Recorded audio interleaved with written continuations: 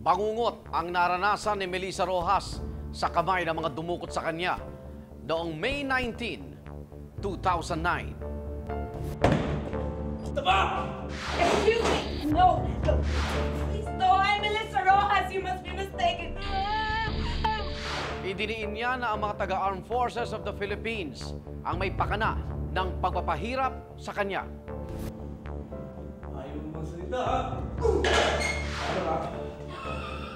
Most of them were wearing civilian clothes, but there was one man that walked by without a t-shirt and he was wearing fatigues. He was wearing military fatigues. Ano nga ba ang katotohanan sa kanyang salaysay?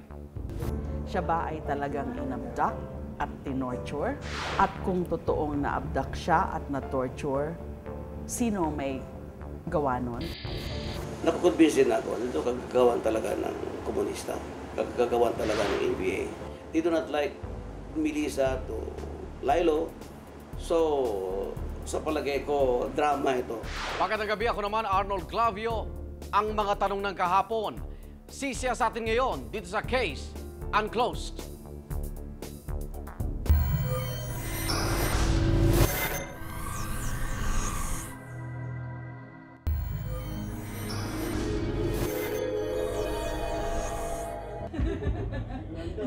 Namamahinga sa isang bahay sa Tarlac si Melissa Rojas kasama sina John Edward Handok at Juanito Carabello noong May 19, 2009.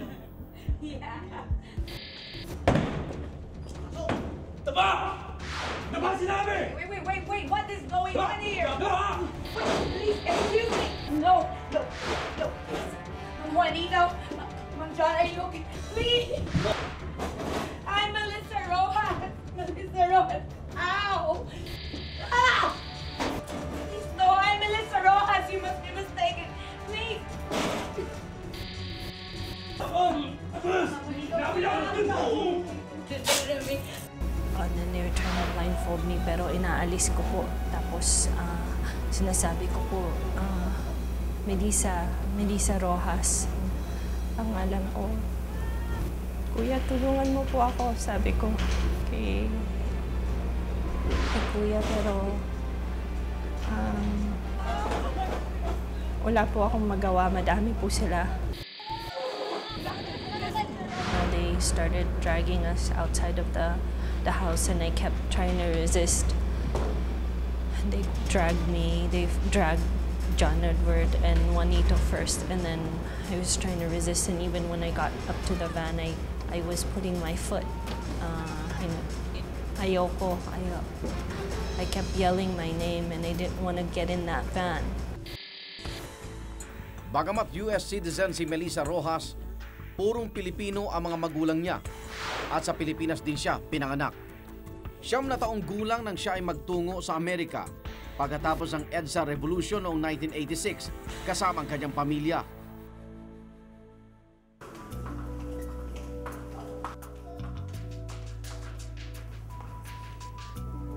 Bukod sa pagiging estudyante, miyembro rin si Melissa ng Bayan USA. Ito ay ang international chapter ng bagong alyansang makabayan o Bayan Philippines na nakilala dahil sa kanilang pakikibaka laban sa imperialismo. Mula Amerika, bumalik si Melissa sa Pilipinas noong 2005 at 2007 para umano sa mga misyon na nakasentro sa pagpapalaganap ng karapatang pantao.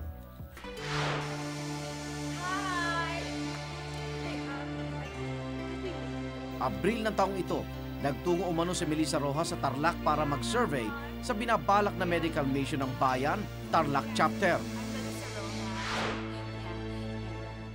I do human rights work, which means, human rights is all-encompassing, from advocating for healthcare, accessible healthcare, to education, to actually, human rights dito po sa Pilipinas, because it's no secret na madami na pong Yung violation nila. Yeah, human rights violation.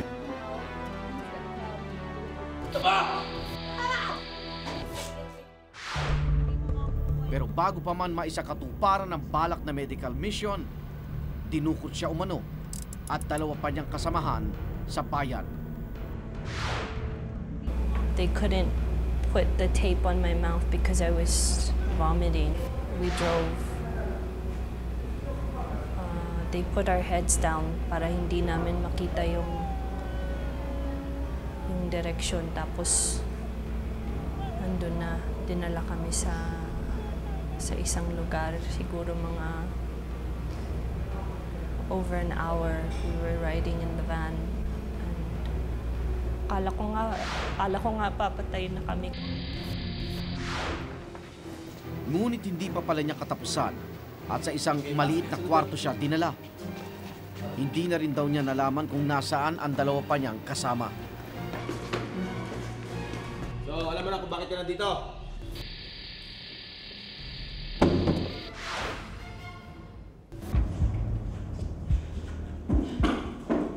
I know my rights. I demand for my lawyer. Walang abogado dito. Ha? Malinis ka namin nakuha. Alam mo naman kung bakit ka namin nakulit. Miyembro ka ng CPP-NPA! I am not an NPA member. Please, I need my lawyer now. Lawyer mo mukha mo! Bakit? They kept accusing me. Sabi daw nila CPP, NPA ako. Sabi ko hindi po ako, volunteer lang po ako. Tapos sabi nila kahit 10 taon na daw ako doon, kahit gaano katagal, hindi ko makikita ang lawyer. Sabi niya malinis ka namin kinuha. Walang nakakaalam na andito ka. Impyerno raw ang sinapit ni Melissa sa madilim na kwartong pinagpiitan sa kanya.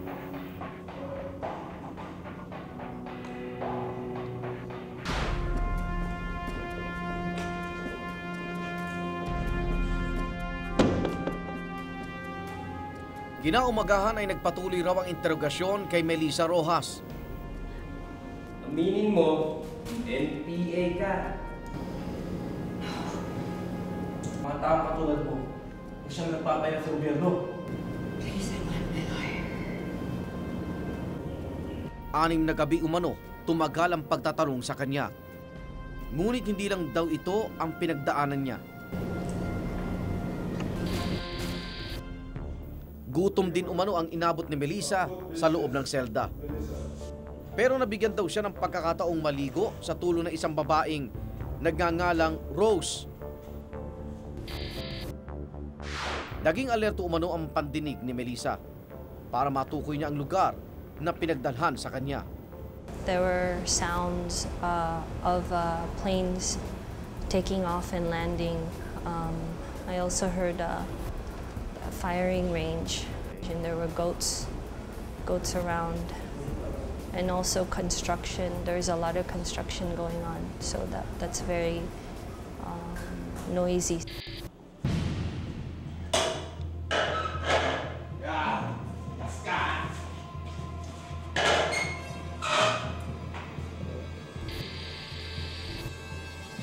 Saan ka mamatay?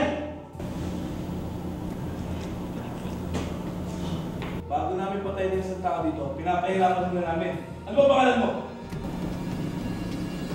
Melissa. Ayaw mo magsalita, ha? Ano ka?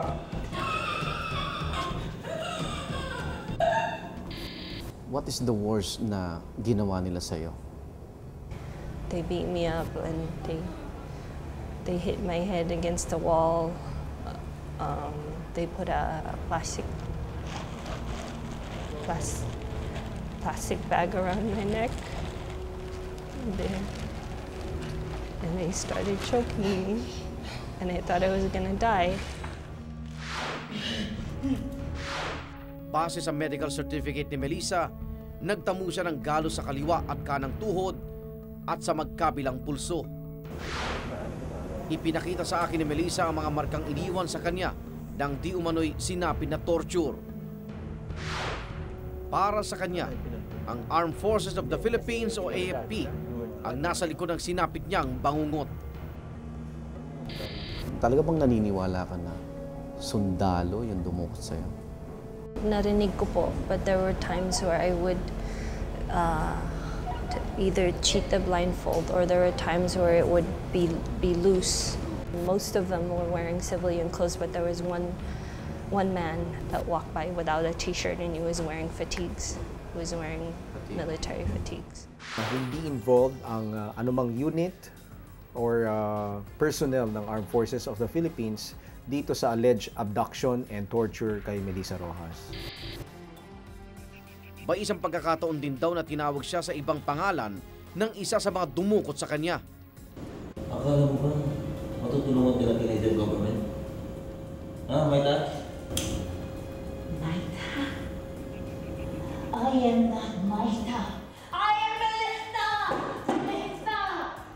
From the very beginning, I gave them my name and I kept saying I want access to a lawyer. Ayon pa kay Melissa, isang lalaki na nagpakilala sa pangalang Dex ang pumasok sa kanyang selda at kinausap siya tungkol sa relihiyon. Bagong buhay ka na. Kami ang kasangkapan ng Diyos para magbagong buhay ang mga rebelde. The God I know doesn't condone violence. And I was tortured. I will give you 24 hours to decide.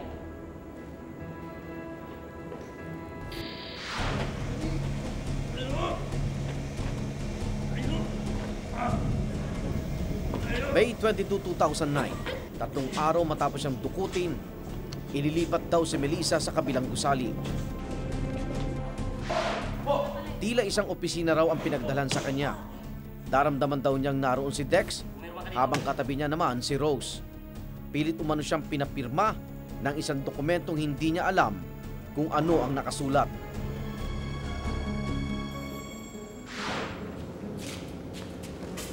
Melissa, wake up. Take a bath. 6 na araw matapos siyang dukutin, isang balita ang gumising kay Melissa. Where's my boots?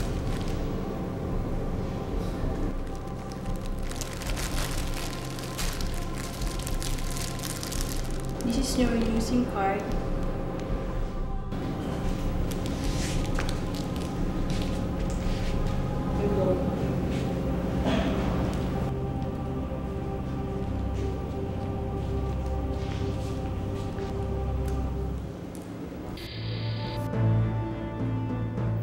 Kinausap din daw siya ng isang nagngangalang RC.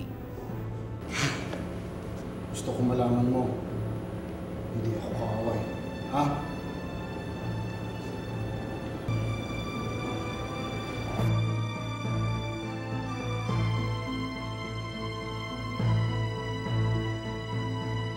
I was taken by it was like a truck, like a big truck, and I was taken to my house.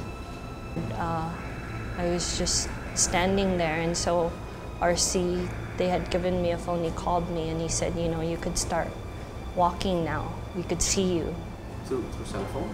And so I was very scared, but I slowly made it to my house, and that's how I got home. Pero natapos man daw ang pag-torture sa kanya. Panibagong laban ang kanyang hinarap. Ang pagkamit ng hustisya sa sinapit niyang paghihirap.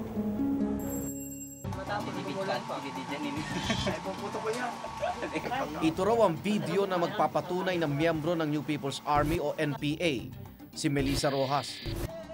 Ito ang pinasabog ni ANAD Party List Representative Pastor Alcover Jr. at Representative Jovito Palparan sa isang press conference noong July 25, 2009. Sa video na ito ay ipinakitang isang babaeng may hawig kay Melissa Rojas na nakikisalamuha sa ibang miyembro ng NPA. Sumailalim din ang babaeng ito sa isang training. Ito yung training nila. Ito yung si Melissa. Naka-blue. Ang mga yung dala niya. Si Melissa daw gusto ng magbagong buhay. Pero Nang bumaba na daw ito, yun nga, na-kidnap. Si Alcover ay dating miyembro ng NPA noong dekada 70. Ayon sa kanya, hindi militar kundi ang NPA mismo ang dumukot at nag-torture kay Melissa Rojas. Nakukonvince na ako na ito kagagawan talaga ng komunista. Kagagawan talaga ng NPA. They do not like Melissa to Lilo. So, sa palagay ko, drama ito. Posible na hindi alam ni Melissa. Noong nakaraang Hulyo, isang sulat daw mula sa isang miyembro ng NPA ang dumating sa kanya. Kalakip ang video at ilang larawan ni Melissa. Na-convince ako na si Melissa talaga. Kasi dito, ito yung picture na lumabas sa CD. Dito may nunal sa left face niya. Dito naman, ito yung picture na nag-press con sila. Left din, may nunal din. So, tinan mo naman yung mukha. Konbensido ko 100% na siya ito. Ilan din daw sa mga larawang ito ang ipinadala kay retired General Jovito Palparan. Si Palparan ay binansagang berdugo ng mga aktivista dahil siya umano ang utak ng mga pagdukot at pag-torture sa mga mamamayang kumakalaban sa gobyerno. Sa tingin naman namin, mukhang hindi ito military. Una-una, si Melissa ay nagsisinungaling na siya ay ordinaryo lamang na volunteer worker. Pero sa katunayan yan, doon sa video, mukhang hindi siya volunteer worker lamang. Pero ang maliwanag ay humawak siya ng baril at nagtitraining siya. Sinasabi nila, member ka ng NPA. Well, they kept accusing me of being NPA. So when they got me, they kept accusing me of being NPA, and I said, no, I'm not. Sinang-ayunan ng tagapagsalita ng NPA na si Ka Roger na hindi kasapi ng revolusyon si Melissa Rojas. Ayon kay Ka Roger, si Melissa ay pinadukot at pinahirapan ng miyembro ng mga Armed Forces of the Philippines o AFP. First of all, dito sa kaso na ito, we have to establish first whether there was indeed an abduction or not.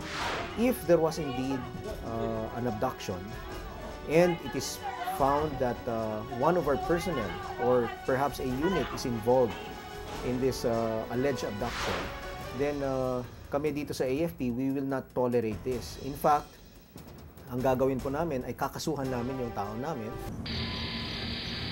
Dahil sa umiinit na usapin sa kaso ni Melissa Rojas, nagkaroon ng pagdinig sa Kongreso noong July 29, 2009. Ito ay pinangunahan ng Committee on Human Rights ng Kamara.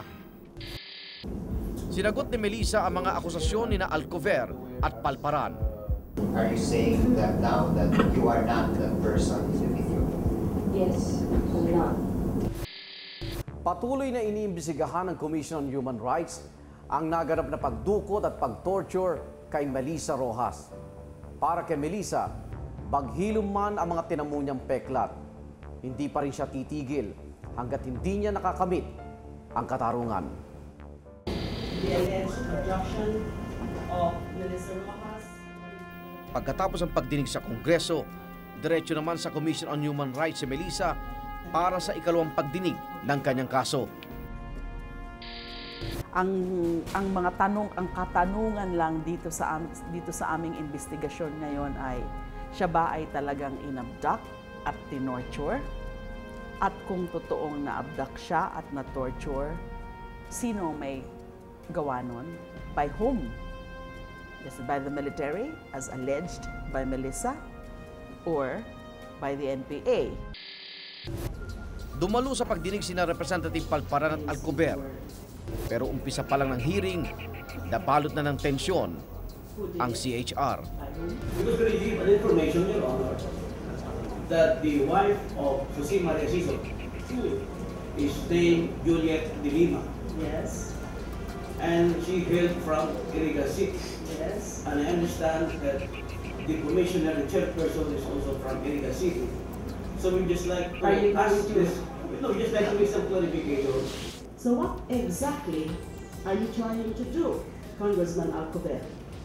Are you questioning the integrity of the chairperson of the Commission on Human Rights? Sabi ni Chairman de Lima na the issue of NPA here is that is already irrelevant. So bakit nag-conclude na siya? So bakit, ano bang purpose niya iniimbitahin kami? Issuing a very irresponsible statement coming from a chairman. Gusto naming pakinggan din yung mga akusasyon na yan nila Party List Representative Palparan, in the interest of thorough and full ventilation of the issues at saka para wala silang masabi. Idiniin ni Alcover na ang nasa likod ng paglabas ni Melissa ay si Bayan Muna Representative Satur Ocampo. Naniniwala si Alcover na hindi pa rin nagbibitiw bilang leader ng NPA si Satur Ocampo, kaya patuloy pa rin ito sa paglaban sa gobyerno. I challenge him to denounce the atrocities of the Communist Party in this country. Part ito sa malawakang hate campaign ng komunista. Sira ang ulo nila. Yung sick minds, pag-iisip nila, dapat ganun din, no? At ako yung pupwersahan nila na gumawa ng pananalita na sabi ko yung babanatan ko yung dati kong mga kasamahan. Bago magtapos ang hearing, inilabas din sa kauna-unahang pagkakataon ng artist sketch ng mga suspects pagdukot at pagtorture kay Melissa. Nagawa raw niyang ilarawan ang mga ito dahil may mga pagkakataong nakasisilip siya mula sa kanyang piring sa mata. Pinangalanan niya itong sina RC, Dex, Rose, at 2 pang lalaki na nagpahirap daw sa kanya. Iba't ibang anggulo man ang lumutang sa pagdukot kay Melissa.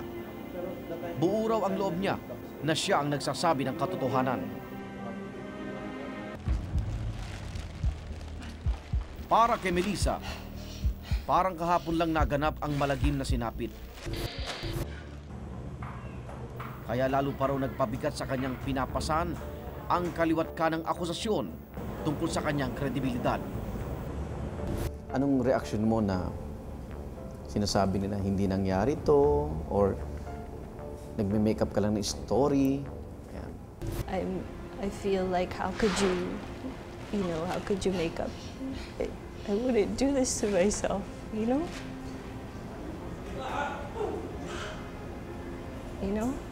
Who would want to go through this?